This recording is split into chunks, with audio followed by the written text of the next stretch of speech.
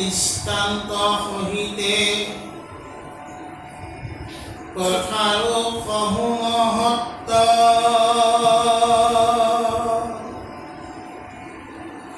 কৰ্ণৰন্ধে হৈ অন্ত প্ৰৱেশ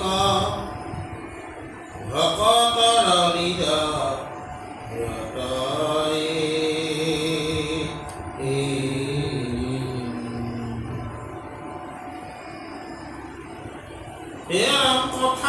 থাকিয়া বাসনা সহিতে ভৰন্ত মলসকল যেন জলজত সৰক পালক স্বভাৱে হৈনি মলয়ে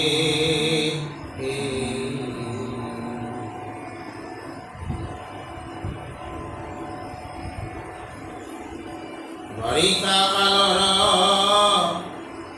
জলক নিৰ্মল কৰিতে চাহে যিজন পুনৰ্বৈয়া কেৱল কুম্ভৰ কৰয় মাত্ৰ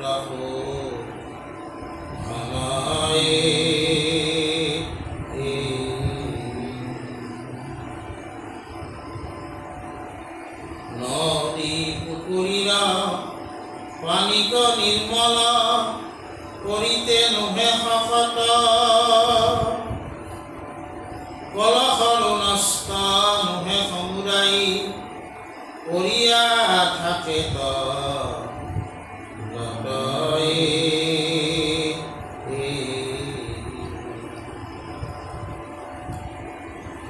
কলহ ঢালিলে পুনঃ পূৰ্বৱত হৈ জল নিৰন্তৰ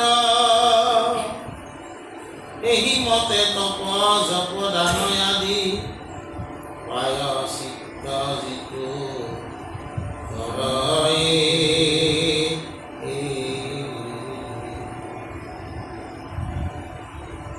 আজি আমাৰ ৰত্নাৱলী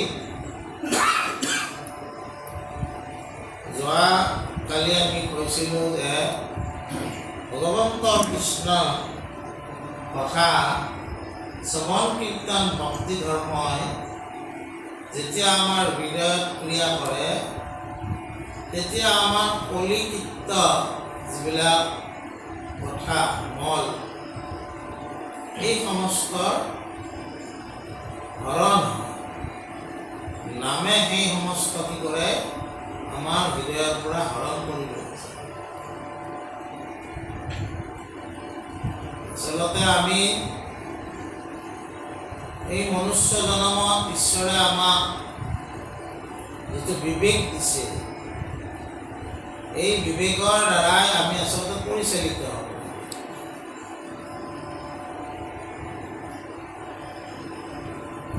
কিন্তু আমি বিবেকক একাষৰীয়াকৈ থৈ মনৰ দ্বাৰা পৰিচালিত হওঁ তেতিয়া দুৰ্বাসনাবিলাকে আমাক আগুৰি ধৰে।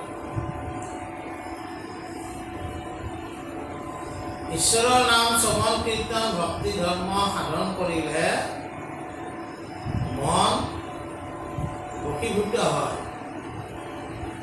আৰু সেইকাৰণে তেতিয়া মন যেতিয়া বশীভূত হ'ব তেতিয়া বিবেকৰ দ্বাৰা আমি পৰিচালিত হওঁ।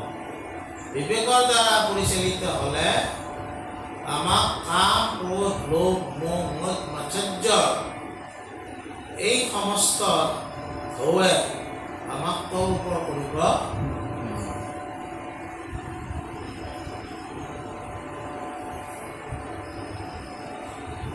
ভগৱন্ত গীতাৰ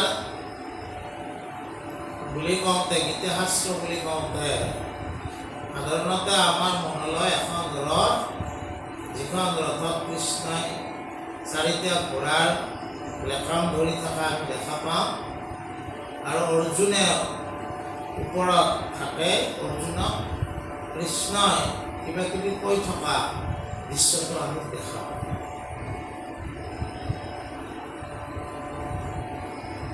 কাম ক্ৰোধ লোভ মোহ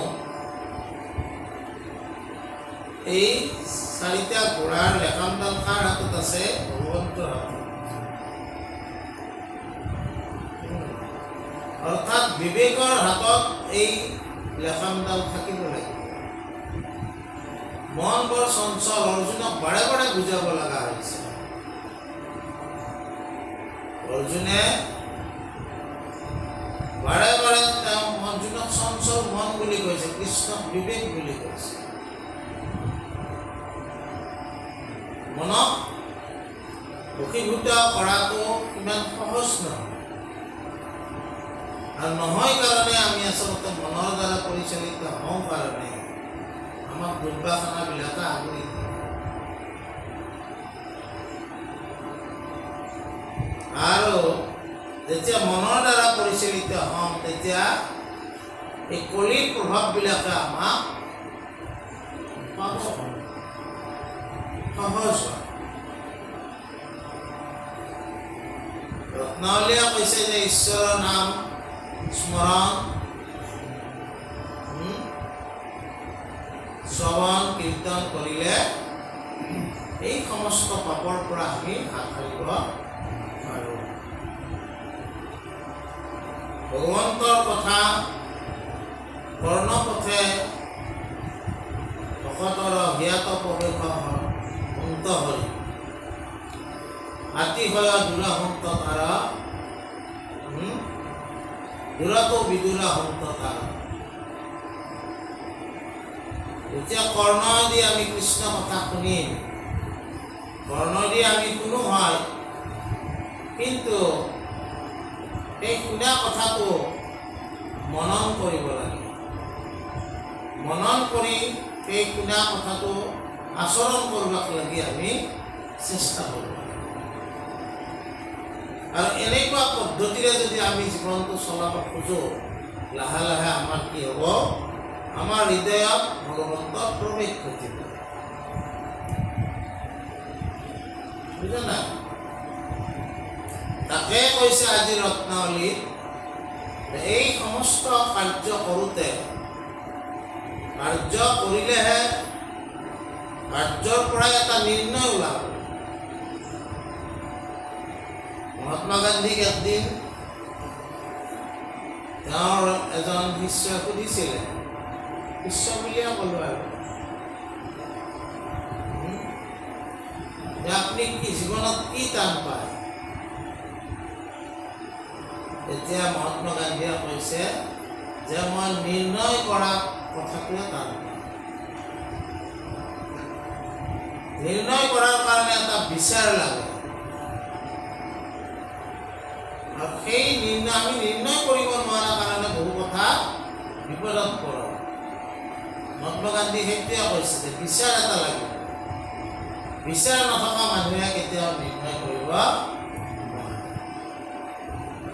আৰু সেইকাৰণে পৃথিৱীত কি হৈছে, নিৰ্ণয় কৰিব নোৱাৰে কাৰণে পৃথিৱীত লিডাৰবিলাকে, আমি যাক লিডাৰ বুলি ভাবোঁ, পৃথিৱীখন চলাব খোজে। তেওঁৰ কথাটোকে আমি নিৰ্ণয় বুলি ধৰি লওঁ, কিন্তু ঈশ্বৰে আমাৰ প্ৰতিজন মনুষ্যকে নিৰ্ণয় কৰা ক্ষমতাটো দিছে কি নাই? দিছে। সেই নিৰ্ণয় কৰিব।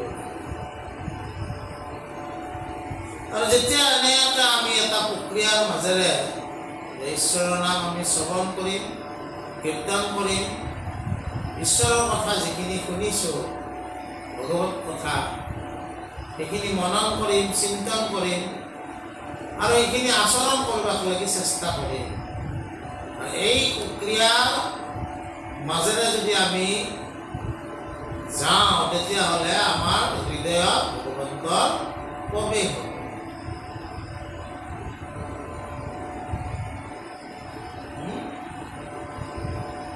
আৰু প্ৰৱেশ ঘটিলে কি হ'ব? দুৰ্বাসনা সমস্ত নোহোৱা হ'ব।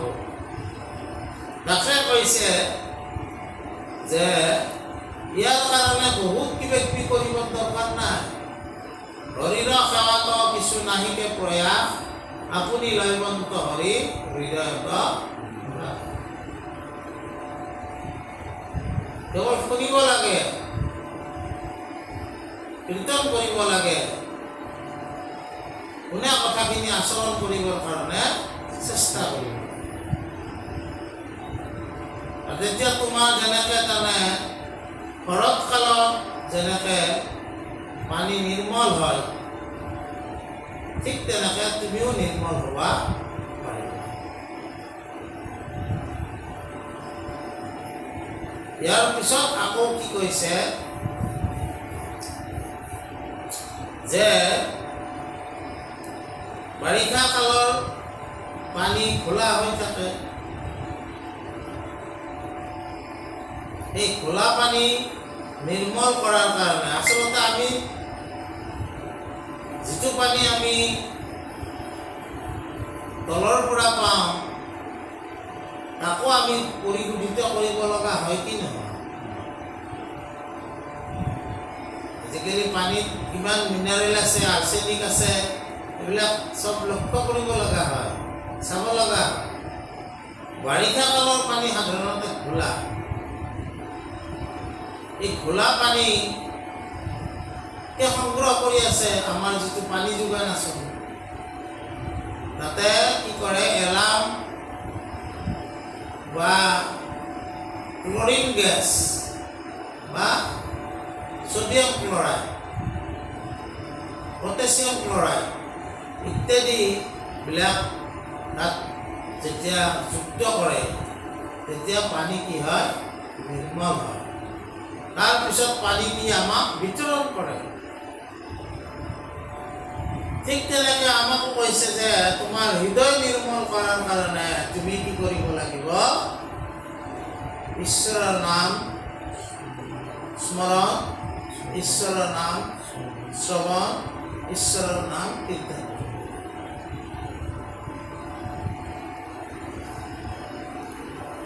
এনে আমি নিৰ্মল প্ৰাণী বুলি আমি কি কৰোঁ? পুখুৰী, নাদ, কুঁৱা ইত্যাদিৰ পানীত আমি বহুত লেতেৰা দেখা নাপাওঁ। সেইবিলাক যদি আনি আমি কলহটোত থৈ যাওঁ, লাহে লাহে কলৰ ফালে কিন্তু লেতেৰাটো পৰি যায়, দেখাত নথে। আৰু যেতিয়া কলহটো উগুৰাই যাওঁ আকৌ লেতেৰাখিনি ওলাই যায়। এনেই দেখাত যিটো নিৰ্মল দেখোঁ, প্ৰকৃতাৰ্থত সেইটো নিৰ্মল নহয়। এই কথাটো কিয় কৈছে যে তপ, জপ, জাপ, যজ্ঞ এই পদ্ধতিবিলাকে হৰিনামে যেনেকৈ তোমাক নিৰ্মল কৰিব তেনেকৈ নিৰ্মল কৰিব। দেখাত কিন্তু কি হয়, কুঁৱাৰ পানীৰ দৰে, পুখুৰীৰ পানীৰ দৰে নিৰ্মল জলহে পায়, কিন্তু কলহত যেতিয়া থৈ দিম তাত তলত ফালে গেট পৰে।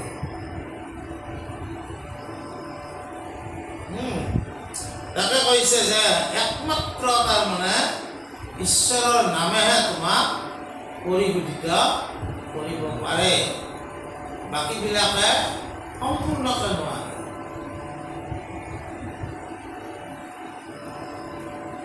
তাৰপিছত কি কৈছে, হে ৰাম, যিটো পায়চিত্তে সবাৰো সমস্তে পাপক নকৰে শুদ্ধি,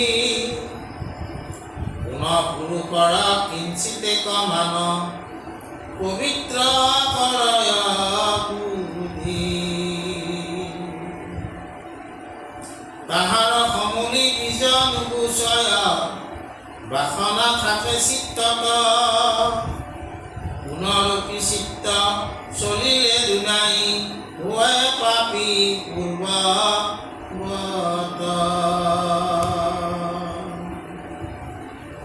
হৃদয়ত কৃষ্ণ প্ৰৱেশে মাত্ৰকে যত পাপ সমস্তৰে, হৰয় নিশেষে যেন হবে জল হৰতে নিৰ্মল কৰে।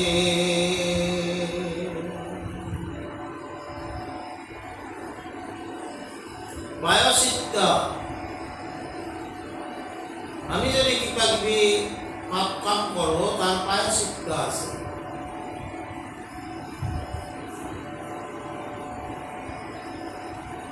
কিন্তু আটাইতকৈ হৰিনাম সুসাংগ বুলি কৈছে।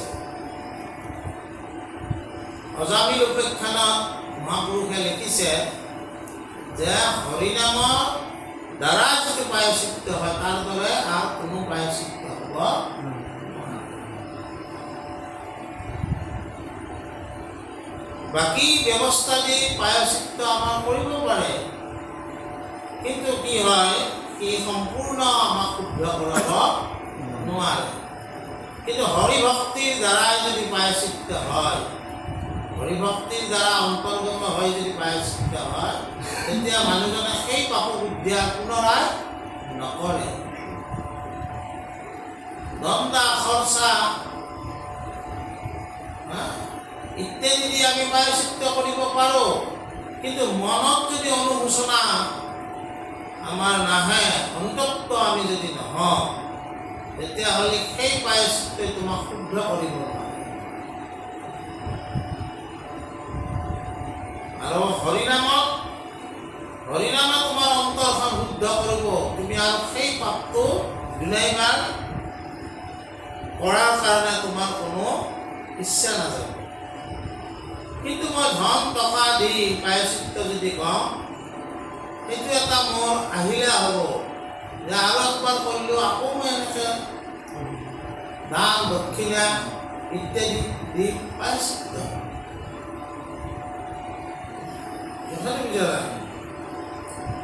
গতিকে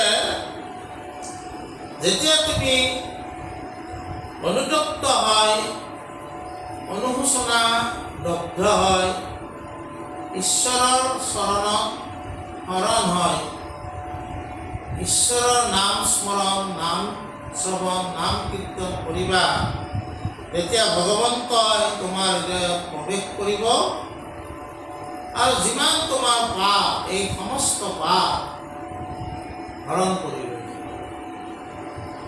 এক নামে পাপ সম্হাৰিতে পাৰে। বুঝা নাই? তোমাৰ পাপ সংহাৰ কৰিব। সেইকাৰণে গুৰুজনে গাইছে, ইয়াৰ মাজে নামৰ ভাণ্ডাৰ মুখে বাজ হয়, ৰামৰ নামে মৰণা মাৰে পাপ কতকৰ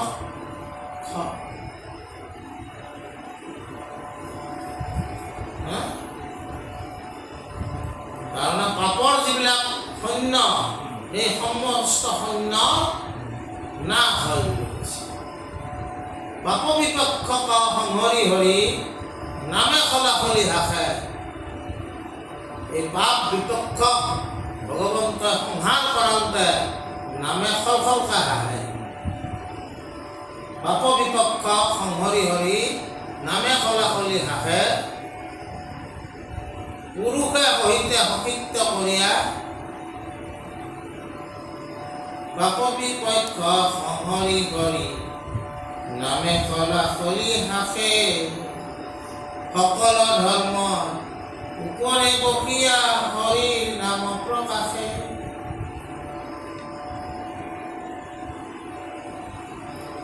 গতিকে কি পাপ বিপক্ষক সংহাৰ কৰোঁতে নামে খলখলকৈ হয়। নামত ঈশ্বৰৰ নামৰ ইমান তাৰমানে মহিমা, সেই তাৰমানে নামৰ ইমান মহিমা আছে, তেওঁৰ কাৰণে একো একো ডাঙৰ খলখলকৈ হাঁহি দিয়ে, তোমাকতো সংহাৰ কৰিম মই।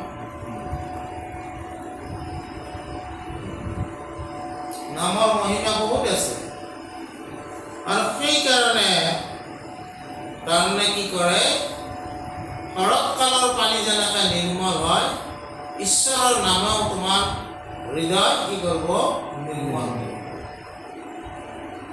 সেই হৃদয়ত আৰু পাপ বুদ্ধিত কোনোদিন প্ৰৱেশ নকৰে।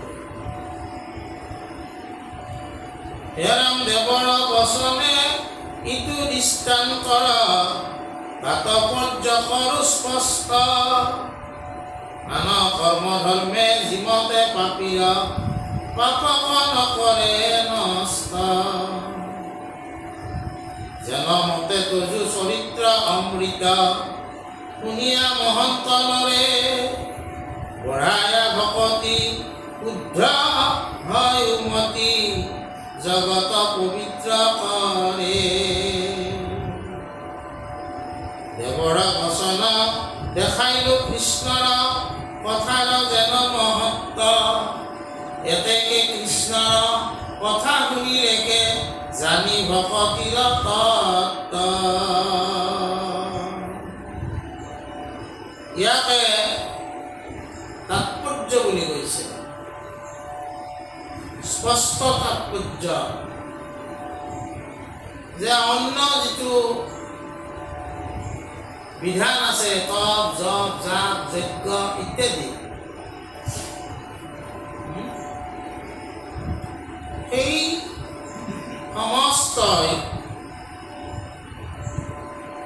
পাপীৰ সম্পূৰ্ণ পাপ নষ্ট কৰিব নোৱাৰে। কিছু সহায় হয়, কিন্তু হৰিৰ নামে সম্পূৰ্ণভাৱে পাপ সংহাৰ কৰিব পাৰে।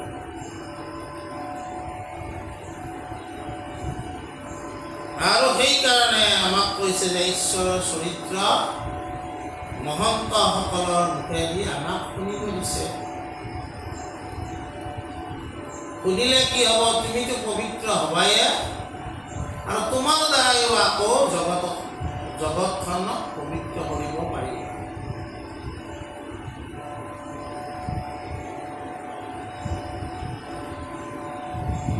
প্ৰথমতে নিজে পবিত্ৰ হ'ব লাগিব। আমি প্ৰতিজন মানুহে যদি এনেকৈ ঈশ্বৰৰ নাম লৈ পবিত্ৰ হওঁ, তেতিয়া জগতখন কি হ'ব, এনেই পবিত্ৰ হ'ব। বুজা নাই? স্নান কৰোঁতে কি কৈছে, অপবিত্ৰ যিটো ৰাতি পবিত্ৰ হোৱা যদি গংগাৰ জল, কাবেৰীৰ জল, নৰ্মদাৰ জল, এই সমস্ত এটা মন্ত্ৰই আছে। কিন্তু সেই জলে তোমাক বাহ্যিক শুদ্ধি কৰিলে অন্ত শুদ্ধি কৰিব লাগিব নহয়। সম্পূৰ্ণ শুদ্ধি কেতিয়া হ'ব? এই নাম তুমি হৃদয়ত স্মৰণ কৰিবা। গতিকে দেৱতাসকলেও এই মহত্বৰ কথা জানে বুলি কৈছে। নামৰ মহত্বৰ কথা জানে আৰু সেইকাৰণে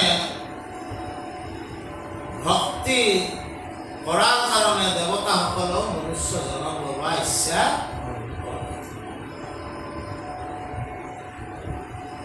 তেওঁলোকে আচলতে ইচ্ছা কৰিব নালাগিছিল, কিন্তু দেৱত্ব লাভ কৰিও তেওঁলোকে দেৱত্ব লাভ কৰাৰ পিছত তাৰমানে কি হয়, আমি দুখীয়া হৈ আছো, কিবা কাৰণত কৰ্মৰ ফলত আমি ধনী হ'ব।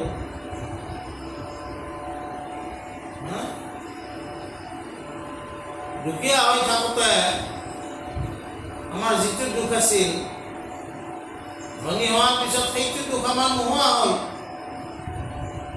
ৰুটি কপৰা মকানৰ দুখ, বেলেগ দুখ আহি গ'ল নহয়। গতিকে পৃথিৱীত কোনো এজন মানুহকে যদি সোধা হয় তেওঁ সম্পূৰ্ণ সুখী নে, তেওঁৰ উত্তৰটো হ'ব নহয়, মোৰো দুখ আছে। দেৱতাসকলে দেৱত্ব লাভ কৰিলেও তেওঁলোকৰো পৰম সুখী হ'ব পৰা নাই।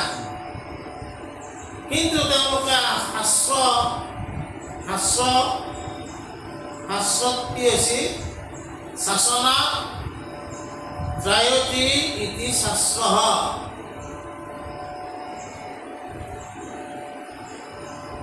তাৰমানে কি, শাসনা ত্ৰায়তি ইতি শাস্ত্ৰঃ।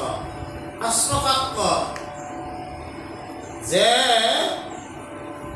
যাৰ দ্বাৰা শাসিত হয় আমি আমাৰ জীৱন ধন্য কৰিব পাৰোঁ, সেয়াকে কৈছে শাস্ত্ৰ। আমাৰ ঋষি মুনিয়ে লিখা ৰচনাবিলাকক শাস্ত্ৰ বুলি কয়, কাৰণ সেইবিলাক লিখনিত কি আছে, জীৱনক ধন্য কৰাৰ উপায় আছে। বেদ, ভাগৱত, উপনিষদ, পুৰাণ ইত্যাদিবিলাকত কি আছে, সেইবিলাকক আমি কি বুলি কওঁ? শাস্ত্ৰ বুলি কওঁ। সেয়া শাস্ত্ৰ বুলি কওঁ। শাসনা ত্ৰায়তি ইতি শাস্ত্ৰঃ।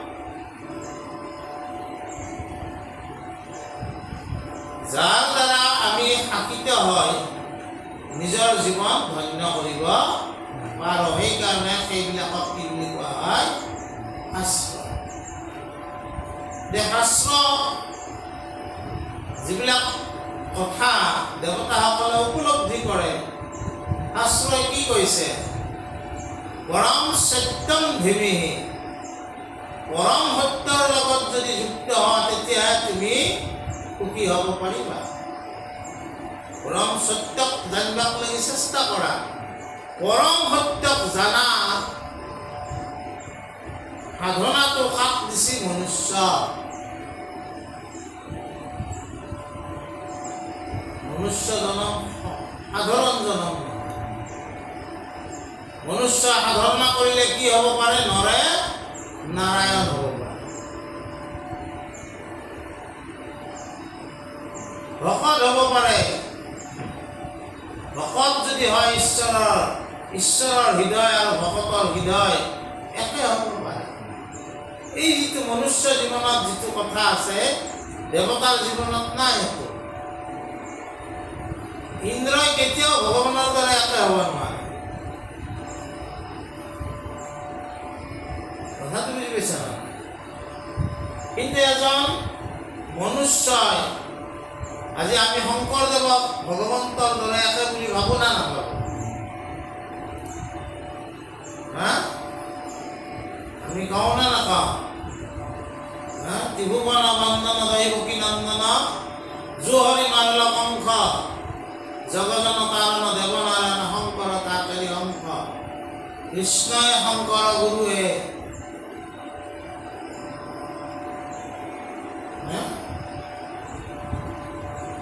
এনে বাস্তৱত শংকৰদেৱ এজন আমাৰ দৰে মানুহে আছিল। তেওঁৰ কৰ্মৰাজিৰ দ্বাৰা কি হৈছে, তেওঁ ভগৱানৰ তুল্য হৈছে। ঠিক তেনেকৈ যিজনকে মানে, কোনোবাই হয়তো আমি শংকৰদেৱক মানো, কোনোবাই হয়তো তুলসীদাসক মানে, কোনোবাই হয়তো চৈতন্য মহাপ্ৰভুক মানে, কোনোবাই হয়তো হৰিদাসক মানে, কোনোবাই হয়তো ৰামানুজক মানে, কোনোবাই হয়তো শংকৰাচাৰ্যক মানে, কোনোবাই হয়তো নামদেৱক মানে, কোনোবাই হয়তো তুকাৰামক মানে, কোনোবাই হয়তো জ্ঞানেশ্বৰ মহাৰাজক মানে, যিয়ে মানে তেওঁক ভগৱানৰ তুল্য বুলি মানে। কিন্তু ভগৱানৰ তুল্য কোন হ'ল? মনুষ্যহে হ'ল। মনুষ্য জীৱনত দেৱতাসকলেও এই জীৱন পাবৰ কাৰণে ইচ্ছা। তাৰপিছত শেষত কৈ গৈছে, হে ৰাম হেন জানি সভা সদ নিৰন্তৰে শুনি অক কৃষ্ণৰ কথা, ডাকি মুখ হৰি বোলা হৰি হৰি নকৰা জনম বিচা। ৰাম ডাকি মুখ হৰি বোলা হৰি হৰি নকৰা জনম বৃথা। কৃষ্ণ ইমানখিনিতে আমাৰ জনমটো, এই যিটো অসাধাৰণ জীৱন, মনুষ্য জীৱন, এই জীৱনটো আমাক বৃথা কৰিবলৈ মানে ৰত্নাৱলীয়ে আমাক বাধা দিছে। বৃথা নকৰিবা, এই জীৱনটো সফল কৰা। দুৰ্লভ মনুষ্য জন্ম নকৰা বিফল, চিন্তা মনে মাধৱৰ চৰণ সমন। এই দুৰ্লভ মনুষ্য জন্মটো বিফল নকৰি ভগৱন্তক চিন্তা কৰি, ভগৱন্তৰ কথা শ্ৰৱণ কৰি, ভগৱন্তৰ কথা কীৰ্তন কৰি, ভগৱন্তৰ কথা মনন কৰি তুমি ধন্য হোৱা। কৃষ্ণ